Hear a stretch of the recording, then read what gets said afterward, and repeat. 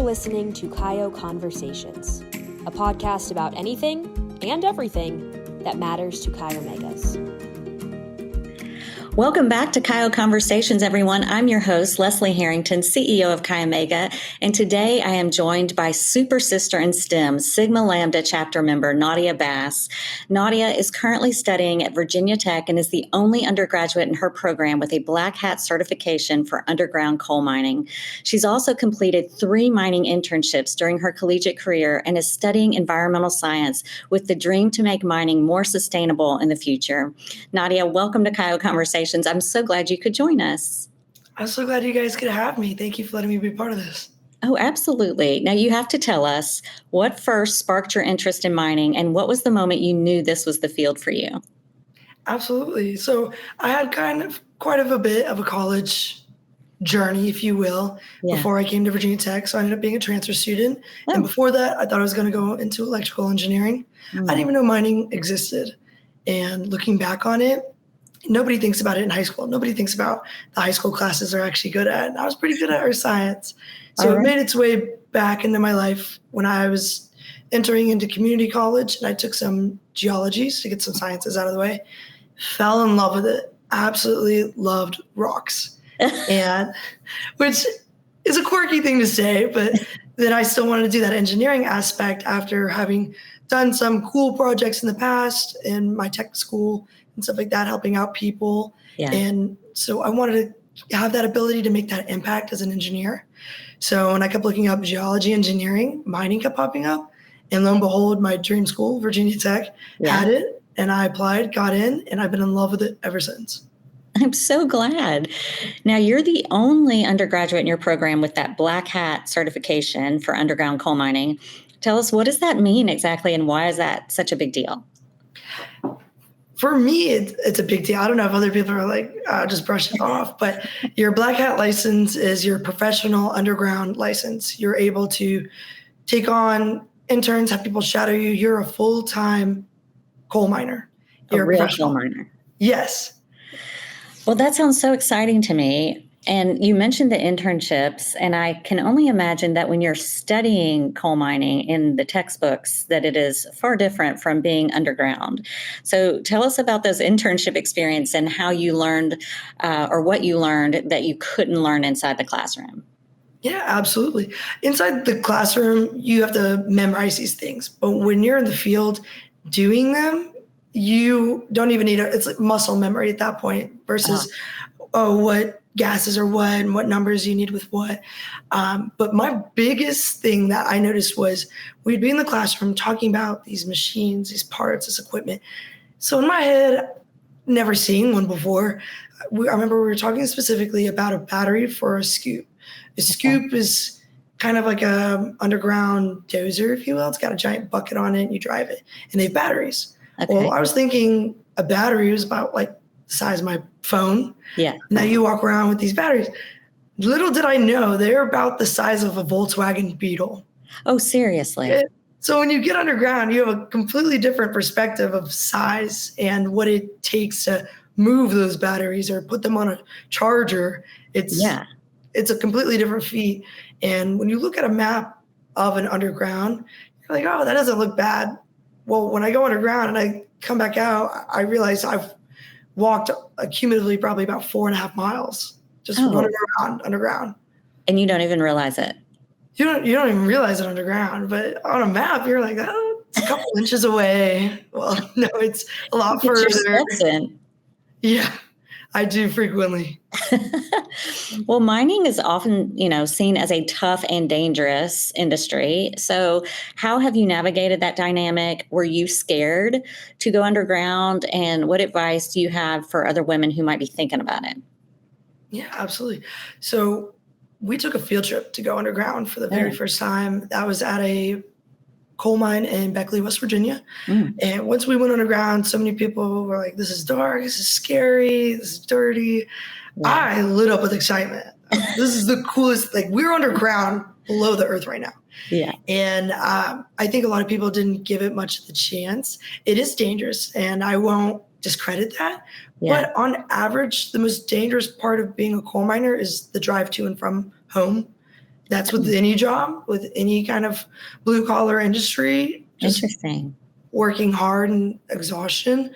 But besides that, underground, for safety reasons or for safety in general, with any mine, they have safety programs put in place, and it's executed very well. Okay. Where you are able to write what you see, something's not safe, have a conversation. We report injuries. We have a conversation in the morning with everybody in the mine. Hey, we had this incident happen. Somebody's hand, a rock fell and crushed it or hurt it. So it's just an ongoing communication with it.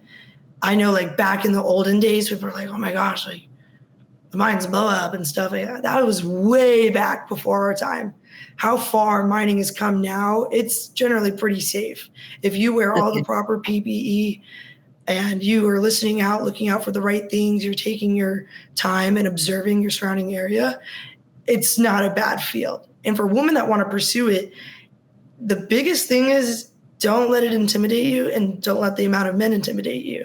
Because once you get down there and you show these guys, like, hey, I'm here to work, and I'm not here to watch you work. I'm going to work. Yeah. They'll hand you any tool that you want. They'll help you out. If you try to lift something and they see that you're struggling, they'll come over and they'll help you. They will not let you fail. And after a couple of times of doing that, you start to learn or start to figure out, I can actually lift this by myself if I do it this way and have some momentum.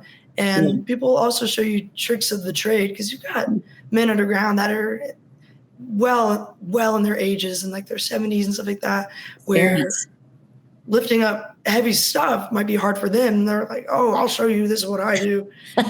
They're willing to help you in this industry. People are just excited to teach and show you the way. I was going to ask you that about it being a male-dominated industry and how you navigate that. I'm curious, do you tell these guys that you're a sorority woman, or do you keep that under your hat, so to speak? Oh, no, I would never hide that I'm a Chi Omega. I've told everybody at every mine that I've gone to, and the guys are like, oh, she's a sorority girl. Well, then I turn around and I'm like, come on, guys, we got to get back to work. And they're like, she means business. Yeah, I love it. I don't know if it's ever given them any doubts about me initially, but I very quickly show them that there's nothing different about me. I'm just here to work. And I've gotten a lot of recognition from the guys that I work closely with, telling me that I'm doing a good job. Or sometimes they don't like to say it, but they show it. They put in, Once they give you more responsibility, you're like, okay.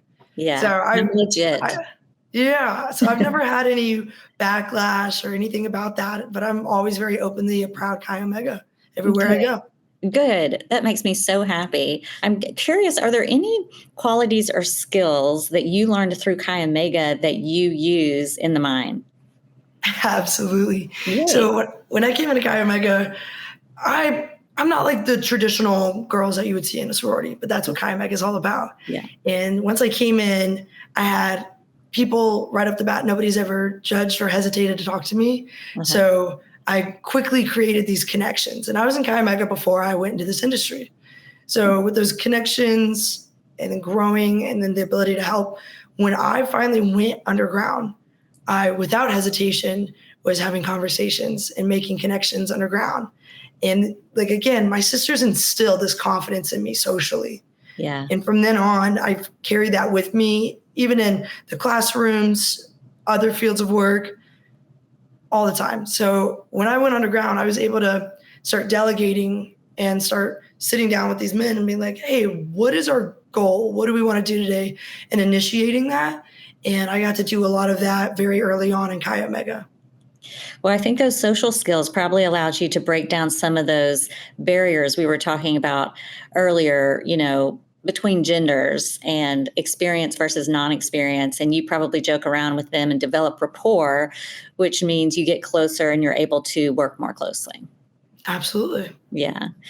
Well, you told us earlier that you were passionate about making the mining industry more sustainable. So let's talk about that. What does that look like? And where do you see the future of mining heading?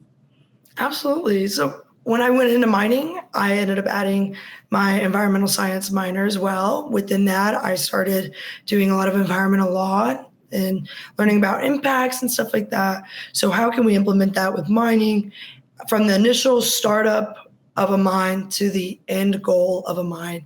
How can we be as environmentally friendly as possible? What's the environmental assessment at the very beginning of it? What are all going to be the possible environmental flaws that could occur? Yeah. How can we prevent those? And then what is the reaction plan if those were to occur? And so for me, seeing startups would be a really cool part of it, but I always usually come in when there's already an established mine. So and you have the ability to go to any mining website, look at their policy, their reviews for each site specifically. What are they doing environmentally? And one of my favorite things that I've gotten to do in person is for several different locations, I have improved the water quality that we've taken out to put back in where it resustained dying fish populations. We have finished up a section of a mine or finished up like a construction area. When we restore it, we went back, we strategically picked out native plants that are going to grow with a rooted system that would fix the foundation of that ground and to prevent further erosion or anything like that, to create dirt stability. We've also gone and built habitats. So we're in this area and we're making a lot of loud noise. There's a lot of commotion, a lot of traffic, if you will. Yeah. And how can we move and build habitats for these animals in other areas? So we've built like rabbit nests and beehives further away from these sites to lead them in a general direction where they weren't going to be as affected by our traffic. Along with that, we recycle our water. Most companies that I've worked for recycle up to 60 to 78% of the water that they use throughout the year. So a closed loop our water retention program. How do we not keep pulling water from bodies, but how can we use rainwater? How do we take what we've already used, clean it, put it back through? And that's a huge environmental feat. That's a big problem that people have seen, where they're just draining ponds. That does not happen anymore. Where we're actually, again, replenishing water amounts and quality, like I said before. And a big thing that I want to be a part of is land reclamation and restoration. So when a mine is done, how do I make this as environmentally friendly as possible? How can I, again, put more plants down? How can we make it that it's no longer any gases that are going? How do we make it less hazardous? Can we build housing development here and re-thrive the communities and the public population, such like that? That's what I want to do. Gosh, I mean, I can hear the passion in your voice, and I find everything you just said fascinating and educational for me. I did not know much of that was possible at all. I've never been to the website for a mine, but I think I might just to learn more about it. You have piqued my interest. Yeah, absolutely. Next, I have to know, how did we get so lucky to have you in Chi Omega? What was your recruitment experience like, and what made you say yes to Chi Omega and Chi Omega stand out to you? Absolutely. Well, it was an easy yes. You said all your life. Yeah. Yeah, all my life. So my mother was a Chi Omega here at Sigma Lambda at Virginia Tech. She joined, I want to say, in 96. Okay. And so ever since I was a little girl, that was always my thing. And, you know, like we have a handshake. My mom's like, one day you're going to learn it, but I can't teach you it. So I kept waiting and waiting and waiting. So once like I said, I had a college journey before I came to Tech. So I transferred in. And so when I transferred in, I was like, I don't even know how to be a part of it. Well, lo and behold, I end up meeting this girl and we go out for food and she's wearing a Chi Omega hat. So I said, hey, like I'm new here at Tech. How do I join? She said, well, actually, we're about to do COB, which is informal recruitment. And I was like, I don't know what that means at all. She said, okay, come to the house on this day. We're doing like a ice cream event. I was like, okay. And I immediately like was welcomed. And again, I didn't wear a very traditional attire as you would to like what you would think a sorority house. And it didn't faze them one bit. None of me, mining, engineering, none of it fazed them at all. I was nothing but greeted with love and friendship. And I was like, okay, well, what goes on from here? And so we ended up having like another little interview process, and I get the phone call. And I feel like nowadays people don't realize like how important this phone call is. Oh, I start sobbing. you did? I did. I said yes when they asked if I wanted to join, be part of Sigma Lambda. Hung up, called my mom. My mom starts crying. I have Oh, waited since I was a little girl for that, and I finally well, got it at 21 years old. you know what? I'm so proud of your mom, and I'm so proud of Sigma Lambda for that perfect recruiting execution. I mean, that was well Absolutely. planned, and they made you feel welcome, and that's the most important thing. I mean, that is invaluable. Absolutely. That's the main thing with Chi Omega Yeah. is they are here to make you feel welcome and continue that all throughout it. I've never walked into a room ever since full of Chi Omegas without being greeted by majority of the people there. Oh, well, that just warms my heart and leads me to my next question. How have your sisters been supportive of your study and your career aspirations? Nothing but supportive. I tell them I'm like, yeah, I'm in mining engineering, and I get no way. Like, what does that mean? Yeah, they're And they're like, interested.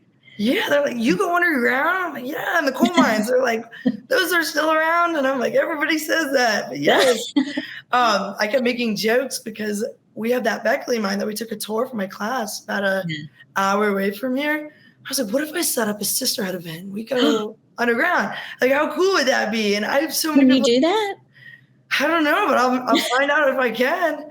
I'm Yeah. coming. Yeah. Oh my gosh, please do. If we make that so happen, funny.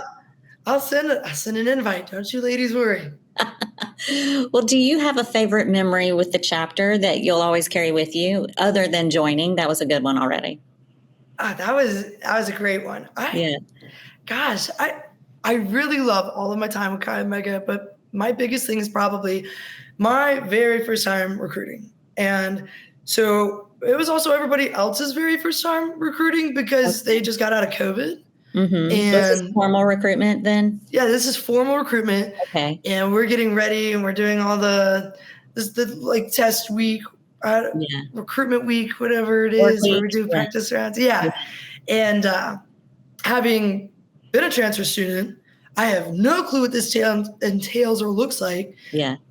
Being recruited informally. And then everybody else was like, yeah, we haven't done this in a while. We had to do it because of COVID, like over A little Zoom. rusty. Yeah. Yeah. So with that, a lot of high stress with that being the situation that we were going into. Yeah. We all bonded so much. And like, again, coming in as informal, not knowing these girls, I didn't get a freshman year. I just kind of got thrown into tech. Yeah. Not already having established relations. And when you're informal, like it's not like formal recruitment where like everybody's standing there in the room. You don't have the entire chat. Like I came in with this naive idea that I was like, yeah, Chi Omega is like our chapter's like, a couple like 40 people.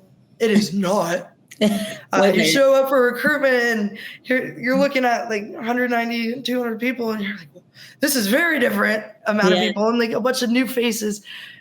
Our bonding that we went through that week, and again, it's always stressful going through formal recruitment.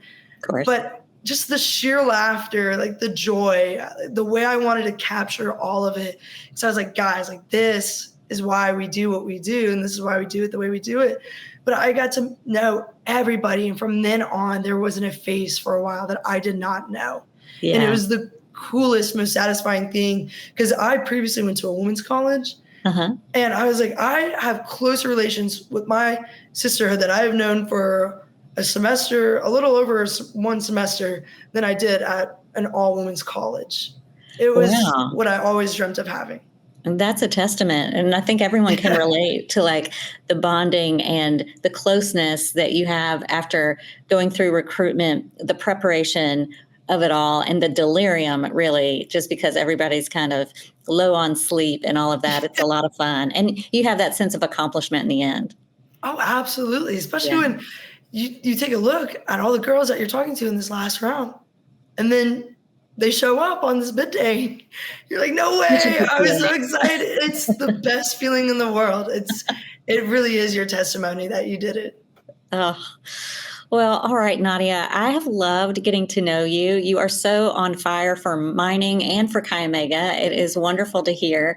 Did we leave anything out? Is there any parting advice that you want to give our listeners? Towards either one, being in a sorority, don't ever do it based off of what a status was or what your friends all are, because if a sisterhood wants you, it's because they see you fitting there, and they're looking at it bigger picture than you are as an individual. So for going into Chi Omega, again, this is the most unique sisterhood I have seen out of any other sorority, of any other type of social clubs or those service sororities. With Chi Omega, it runs deep, and I'm very, very proud of it. And along with that, being a woman going into any kind of industry, never doubt yourself. Never walk into a room with your head hung low. Don't ever sit there and look and oh, I'm the only woman in the room. No, you're the only woman in the room. You made it that far. You're there. And I think that's so empowering. It's intimidating, and it's allowed to be intimidating. But if you were able to step into that room, you made it into that room, you belong there just as much as anybody else, if not more. Oh, that is inspiring me. And you are far younger than I am. But Nadia, I am just so glad that you came into our room today to talk to us.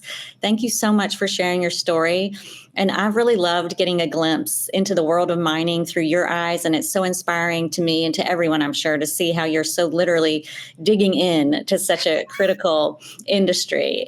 Thank you. And thank you, everyone, for tuning in today. If you aren't already, be sure to follow and subscribe to us on social media. And we'll see you back here next time for another Chi O Conversation. Absolutely. Thank you. Thank you.